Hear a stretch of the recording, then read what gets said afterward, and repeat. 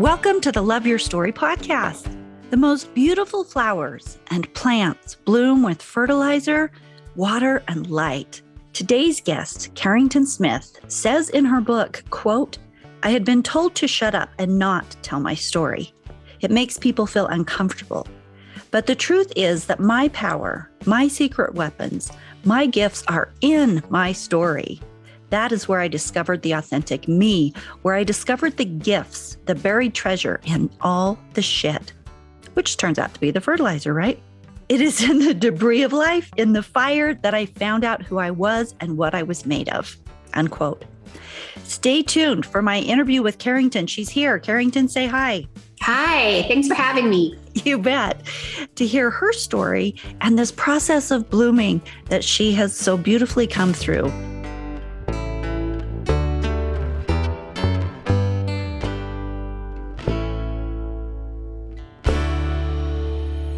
Stories are our lives in language. Welcome to the Love Your Story podcast.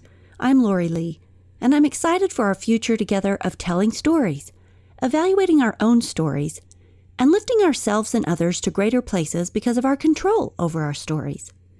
This podcast is about empowerment and giving you, the listener, ideas to work with in making your stories work for you. Story power serves you best when you know how to use it.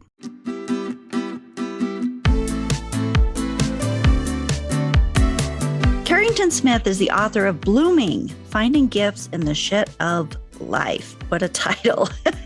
Despite being born into a legacy of wealth, life was not so kind to her. Carrington has survived childhood abuse, sexual assault, 2 divorces, mountains of debt, religious manipulation, and the loss of close friends. I have read her book and can vouch for all of those stories that she shares in there. In this book, the best-selling debut memoir, she combines her wit and her wisdom, and she shares this journey from trauma to triumph. And today, we get to talk to her about the shift in mindset. She lives a life that's filled with joy and opportunity and purpose, and she's done that very intentionally as she's learned about herself. So, Carrington, let's talk. Yeah, thanks for having me. Absolutely. Let's start with your story. Everybody's story starts at home, and for you, that's a kind of a rough place. You spend a number of chapters giving your background with your family, the incident with you and your father on the bike, or the toilet incident at church, or your mother's response to your rape. And these stories set a scene of childhood trauma and a lack of support. Can you share some of these most pivotal stories with us? And then let's talk about what gifts they held for you. The irony of one of those stories is when I originally wrote it, I gave it the title, Holy Shit. And that is the story of, me going to church with my family and not feeling well and being forced to sit through church, even though I was obviously, we find out later, suffering from the stomach flu, and was told that I had to sit there and suffer through it. And as soon as church let out, I'd been kind of tooting to help relieve the stress of, the gas in my stomach. And when I ran to the bathroom after the service left out, discovered that, well, first of all, thankfully I was wearing a long dress, but I pulled up my dress and it was absolutely coated with shit inside. And this is one of my most vivid childhood memories of me pulling my dress up. And I can remember the weight of the shit on the dress. I can remember taking off my white lace bobby socks and throwing them in the female disposal bin and having to try to clean myself up and no one coming to look for me. And finally going out, after a long time, trying to find my parents, and they were talking in a circle with a bunch of, church elders. And I went up and I tugged on my mom's skirt and said, "Mom, I need help." And she turned around and said, "Don't interrupt." And then when she finally smelled me, she's like, "Go wait in the car." And I mean, as a child, to be like literally coated in shit from the waist down, to the point that when I walked out the door to the car, it was like a slug leaving a trail of shit on the marble in the church. And just to be so ignored. And to me, it's no surprise that later in life, I developed issues with my colon. I think there's a direct correlation there. And you really do. The body keeps score, right? And I was told when I could and could not go to the bathroom even. So, well, I think for sure our most vivid childhood memories, just from a space of survival, are always the ones that traumatize us the most. Like my very first childhood memory was being in kindergarten, and we didn't have very much money. In kindergarten, you got like a ding dong with a candle in it for your birthday. Yeah. And my very first memory as a child is that they forgot my birthday, and how I didn't get my ding dong, and the teacher, nobody acknowledged me on my day. And that's, in comparison, I'm not doing a comparison to yours, but I'm just noting it was just such a traumatic thing to be a little kid who wanted this treat, and to, number one, not be acknowledged. I mean, it took me weeks. I just remember how could they not remember me? How could it's about have been overlooked? It's about feeling seen, right? And if you're not feeling seen, then when those things happen, they're monumental. Yeah.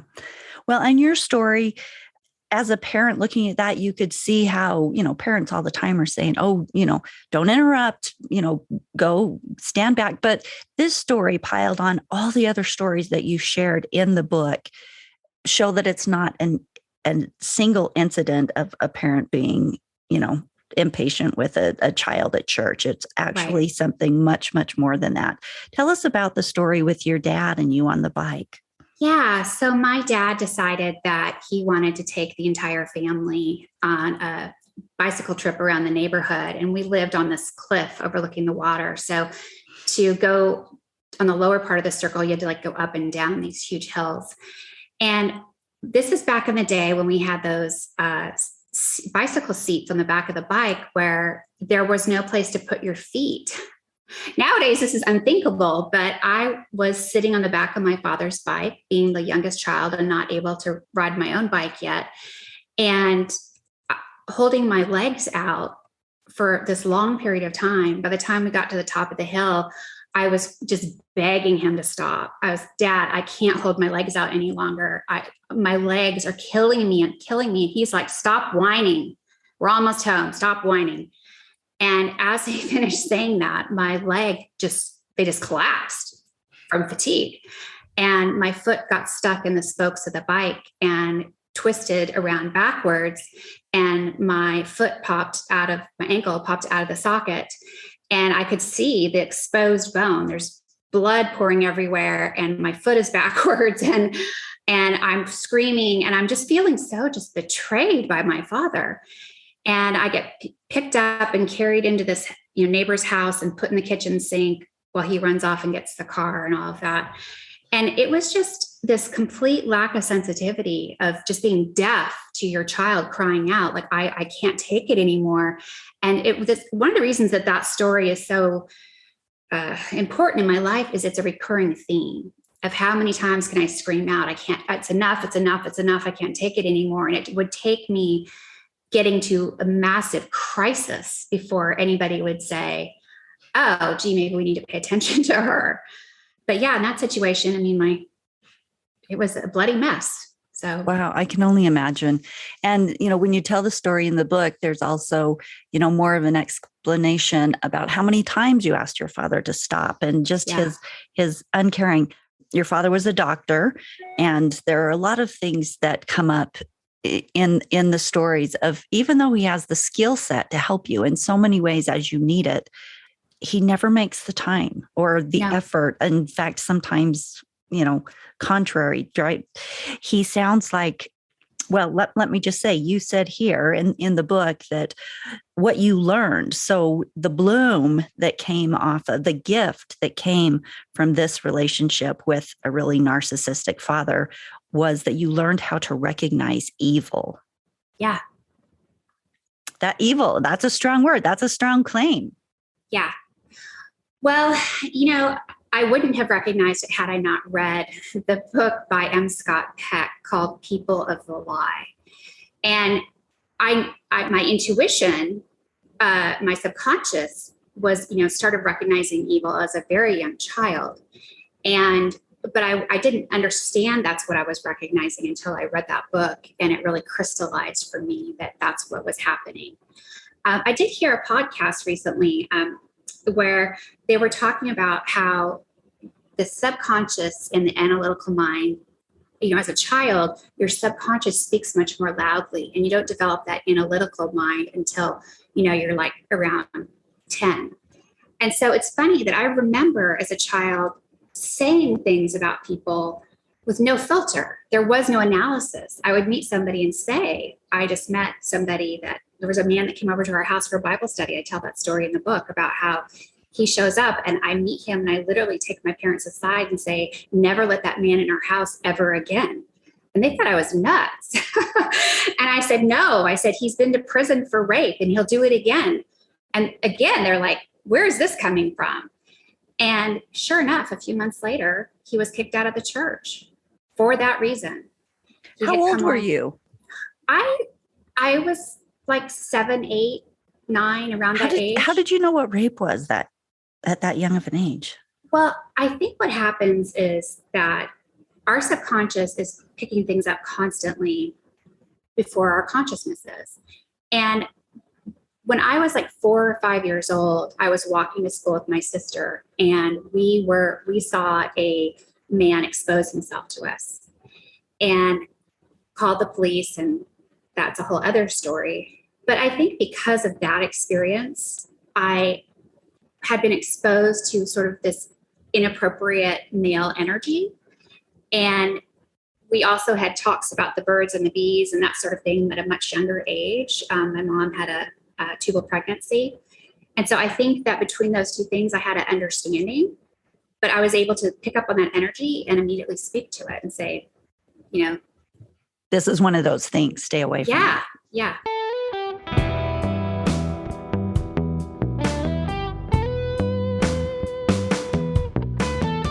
So one of the stories in the book that really, I was just so angry at your mother was when you came to her after your rape and you finally, went to her to talk to her about it. And her response was just blew me away. Do you mind sharing some of that story? Yeah, sure. So I was raped in college and was told by my sorority sister to keep it a secret because another sorority sister a few years before had been raped. And when she volunteered that story, she was kicked out and labeled a slut. And so that was just the environment that we were in back then. So when I was really depressed because I wasn't talking about it, wasn't dealing with it. And so when I finally got home, I confided in my mother. I was just a mess. I'd been calling home saying I wanted to kill myself. And well, let me just interject here. I think for the story, it's really important to understand how traumatic it was to you. Like you had started sleeping in and not going to class. And it really was a full on trauma of dealing with what had happened to you and not finding any support with your sorority sisters and having people, not believe you. And it was really at a DEFCON 5 sort of situation. And you approach your mother at this point. Yeah, I approached my mother, who ironically had served as the executive director of the Crisis Pregnancy Center, which is the anti-abortion sort of version of Planned Parenthood, where they would counsel people who had been raped about what their options were. And so here I share this with my mother, and her response to me is she stood up, got red in the face, was extremely angry, and said, I am so disappointed in you. We had hoped that you would remain a virgin until you were married. And you are never to speak of this, and you are never to tell your father. I can't even imagine how devastated you must have been. Oh, yeah. I felt so worthless. And I mean, I knew she was right about telling my father. That was for certain. But I'd really hoped that she would be there to support me and counsel me through this. And so I just felt abandoned. Well, And absolutely, because everyone yeah, else you had turned to that would possibly be a support, all your closest people had said the same thing. right. Yeah.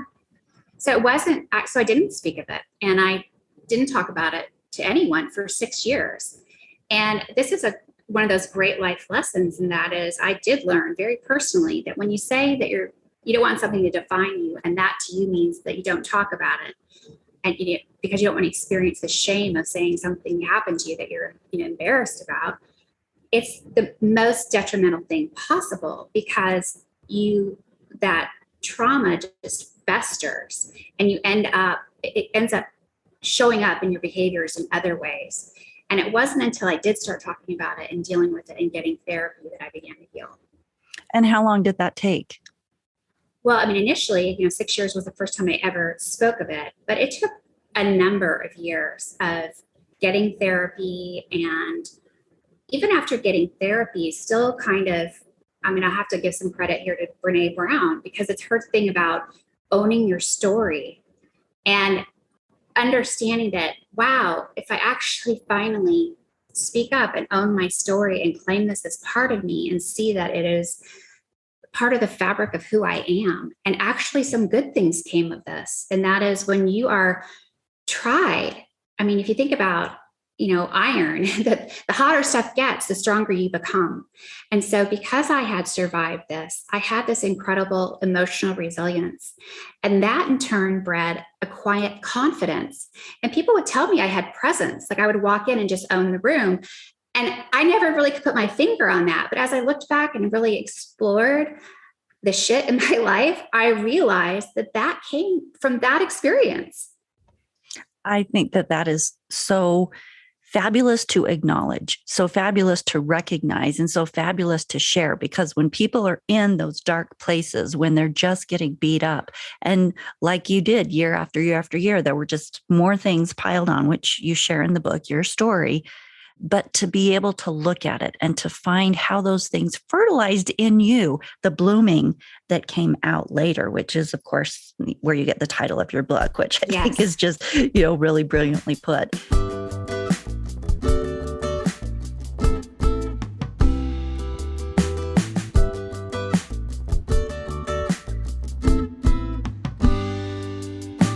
Let's talk about the importance of owning your story then. You started in with that.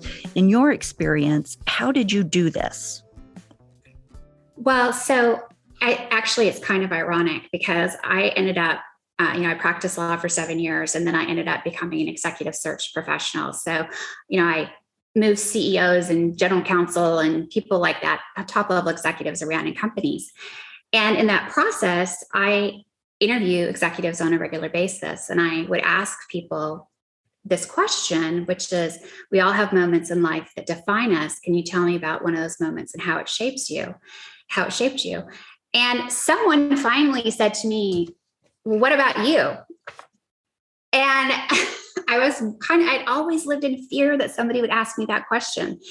And the irony of that is when that person asked me it, I had already actually started writing this book, because it had occurred to me that it was time to tell my story. And so I kind of wrote it in the framework of defining moments. There's not like one moment. It's like it's a continuous thing of, constantly being shaped through all of our life experiences. But that's sort of the framework I used to share my story. Well, what were a couple of those defining moments? You share those in the book. You're like, this was the pivotal point. Give us a couple of those.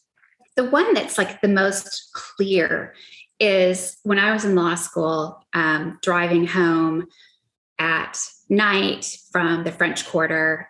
We came, and this you have to remember, there were no cell phones at this point in time.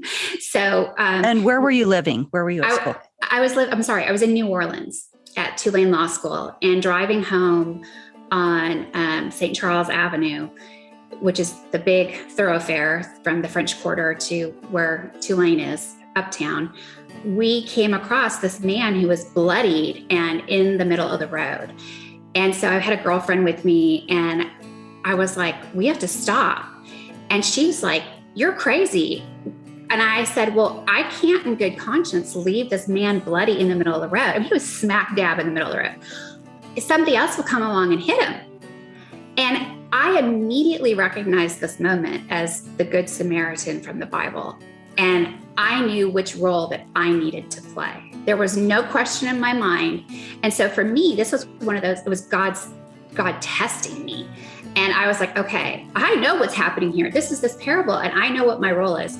And so we had to go back to her apartment. Well, first of all, we dragged him to the side of the road, and he was still unconscious. We went back to her apartment to call 911 because we didn't have cell phones. By the time we got back there, the people that had beat him up had returned. And this man was standing over him with a tire iron to finish him off. And, I think sometimes when we get into these moments, adrenaline flows, right? So I got out of my car and started screaming at this man to leave this other man alone, and that the cops were on the way. And the man ended up being transported to the hospital and happy ending. But the thing is, it was one of those moments where, we talk about how you perform when nobody's looking. Other than my friend being there, this wasn't about doing something to impress somebody. This was about who I was and what my values were, and was I going to live them? Because I easily could have driven on past and she would have been down with that. But I knew that I had to do this. And so for me, it was a really good test of who I was and what I was about.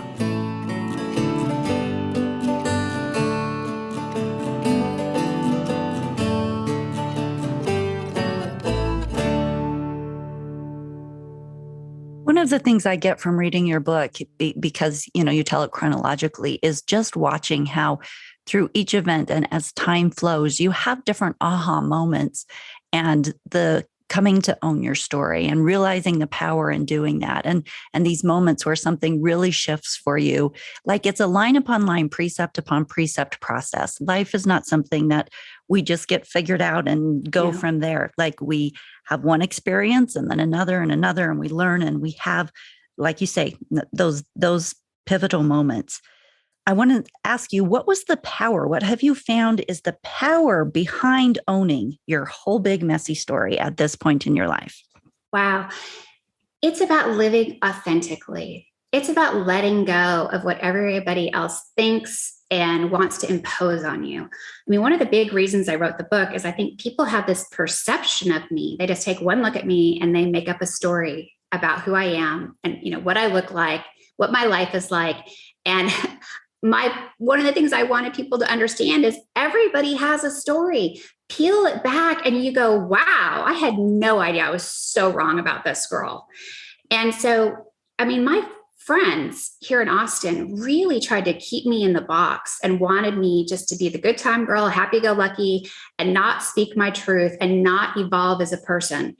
And I realized that for me to survive and to be the person God intended me to be, I had to really demonstrate who I was and not pretend to be somebody else, and stop doing everything to make everybody else happy.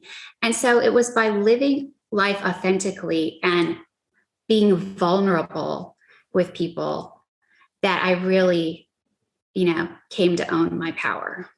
What I love about this is that is the same process that I had to go through to love my story. I had to get to a point where I loved it. And that's where the whole podcast comes from. So we are talking simpatico here, Yay. And like everybody who's had trauma or embarrassing things or shameful things or, whatever that package looks like to you, there has to come a point of acceptance and reframing. So it goes from victimhood to empowerment and meaning and understanding and growth. And that's what we're talking about when we're talking about love your story. And that's what you have done. So we're so glad to have you here to give us an example of what this looks like. Amen. You're exactly right. So you also went through a couple divorces, and let's just talk about the gifts rather than get into all of that. My divorce gave me freedom, you said. Suddenly I had a clean slate. I had the opportunity to design a life that made me happy and brought me joy, unquote. So this is the gift your divorce has brought you. Yes? You want to tell me more? Yeah. So when I was at my low point going through my second divorce, one of my friends said to me, with adversity comes opportunity. And, when you're in the depths of it, you don't want to hear that. I was just like, this sucks. Yeah, let me wade in my pool of shit for a while. But her words stayed with me and I couldn't shake them. And I really came to realize that if I had that in mind, I could look at my experience differently when you talk about reframing. And so suddenly my divorce wasn't about all that I had lost. It was about all that I had gained. How while I was saying goodbye to my old life, I had this opportunity for a blank slate and a new life that I could design myself. And I could just create this whole new life and group of friends. And I just get the chills talking about it. Seeing that, shifting from the negative of what was happening to me to the positive was so empowering. And while I don't wish divorce on anyone, I do hope to get people to the other side viewing it as the gifts that are coming from it, because there are gifts. Yep, there absolutely are. One of my favorite things just about life in general is how everybody is so different. Everybody brings different gifts and different abilities. And I love, to me, that's the color of life, right? I Like agree. if everybody was like me, Yeah. we wouldn't need anybody else. So a lot of your story has been a process of this self-discovery. And in your book, you quote Coco Chanel, and you say, quote, "In order to be irreplaceable, one must always be different," unquote. Yes. I loved that. Yeah. So tell us a little bit about that journey to self-acceptance and self-love and embracing your different. Well, as I mentioned earlier, growing up, I was trying to please my parents. When I was married, I was trying to please my mate, I was trying to please my client. I was trying to, please my employer. I was trying to fit in my sorority. I was trying to fit in the junior league. I was a member of a country club. Like everything was about fitting in. And I was dying inside. I was absolutely dying inside. And coming to the realization that the only path to happiness for me was, being my snowflake, being my unique self, that's where I had to end up. I couldn't continue to make everyone else happy because it really became a survival thing for me. Well, isn't it wonderful just to have the freedom of accepting you and the things that you have to give and letting other people do the same thing, because it's just so rich. I agree. Absolutely. And I encourage people to do, I talk about in the book about how I had to go through this period of self-discovery to even figure out what I like to eat, the music I like to listen to, because I had given even up, that part of myself to other people, that I would go to the restaurants they wanted to go to. I would listen to their music. I had given up that much of my identity to make other people happy. And so, yeah. Well, I was going to say, and how much fun would it be just to be in that place of figuring it out? Because that's such a place of discovery. Like, oh, yeah, what music really do I like? What movies do I really like? Well, and even now with fashion, because I've always been, I like to, dress fashionably and fit in, of course, why I love Coco Chanel. But even now I'm getting a little more daring, like saying, well, why do I limit myself? Why don't I just be a little bit more daring? Because the people who are daring are the ones that we gravitate to. Those are the people who we admire. So it's the people who really own themselves that we are the most energized by. And so the more that's sort of the gift of age too, is sort of giving myself permission to let go and really be the full embodiment of who I was meant to be. Well, and I think the more that we individually do that, the more peaceful we live, the more satisfied we are. Yeah. So what message do you most want people to understand about this process of blooming as we traverse through this journey of life? Yeah. I think it goes really to the title of the book. And that is, in order to bloom, we have to do maybe sort of the ugliest part. And Brene Brown, she refers to it as owning your story. I talk about actually going back and taking a look at the traumas, the difficulties, the failures of life. And that's where the rich stuff is. They say success is a poor teacher, but but failure, trauma, you really learn something. And so, but go back and embrace those things and take ownership of them and look at it and say, okay, how can I take this and from something that was done to me into something that was given to me, and reshape it and reframe the story to propel me through life instead of being a drain on me. And it's that whole reframing mindset and living that on a daily basis, so that anytime something happens that is a negative experience, you very quickly go to the opportunity in it, as opposed to living in the negative space for so long. Love it. Taking notes right now. Thank you. I like that. Something that was, instead of something that was done to me, something that was given to me. Wow. Yeah. That's powerful. Where can we find your book? Yeah, on Amazon.com. So, and it's also an audio.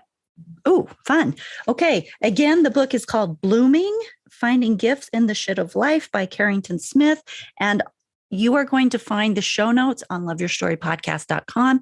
And I will have her social media links, and I will have a link to buy the book. So you can go there and find everything you need to do. Carrington, any final thoughts you want to share before we part ways? Just words of encouragement to people out there. I do want to acknowledge that when you're going through stuff, I want to give everybody permission. You need to experience those feelings and work through all those emotions.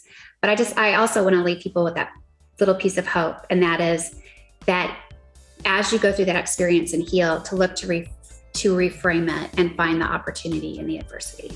Thank you. Thank you so much for being here with us. Thank you for having me, Lori. This was great.